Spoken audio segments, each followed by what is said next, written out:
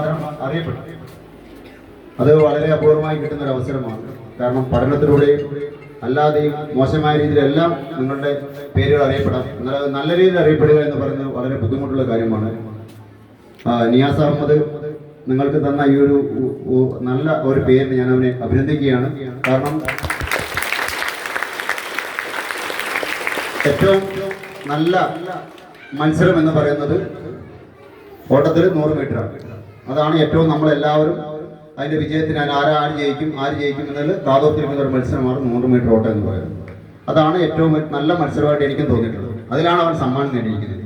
അതും അവൻ്റെ പരിമിതികളിൽ നിന്നുകൊണ്ട് തന്നെ അത്രയും ഈ ഒരു മലയോര മേഖലയിൽ നിന്നും ഈ ഒരു ഉൾനാടൻ പ്രദേശത്ത് നിന്നും ഇത്ര വലിയൊരു നേട്ടം കൈവരുത്താൻ വേണ്ടി കൈപ്പിടിയിലാക്കാൻ വേണ്ടി അദ്ദേഹത്തിന് സാധിച്ചു.